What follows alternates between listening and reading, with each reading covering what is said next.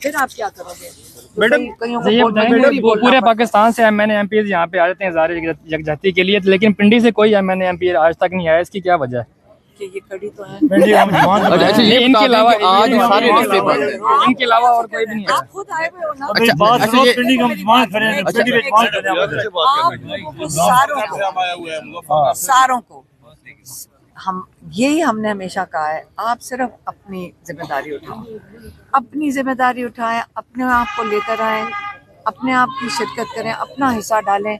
ساتھ والوں کی نہ فکر کیا کرو۔ ایک یہ نہیں سمجھ آتی کہ آپ کو کون۔ اچھا علی محمد صاحب یہ بتائیں کہ رستے بند ہے آج ہر طرف سے کے حوالے سے جو یہاں پر وکالت کرتے ہیں سہیل افریدی صاحب، تو یہ کیا پی ٹی آئی کا بیانیہ ہے یا آپ کا مطلب ان کا اپنی پرسنل خیالات؟ نہیں، یہ میری بات سنیں، ہم تو سارے دہشت گرد ہیں، آپ کو پتہ نہیں ہے؟ میں بھی اینٹی ٹیررسٹ کوڈ سے آ رہی ہوں، ہم دہشت گرد ہیں،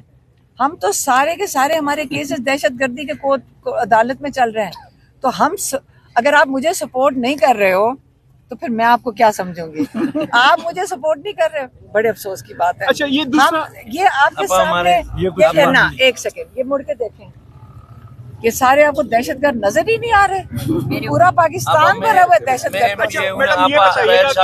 دہشت گردی کے میرے 60 کیسز، میری بات سنیں، 60 کیسز اور مجھے بھی انہوں نے اریسٹ کیا اور انلیگل ٹریڈ کیا۔ آپ کے گرد سارے دہشت گرد کھڑے ہیں۔ اچھا یہ بتائیں آج رستے سارے بند ہیں،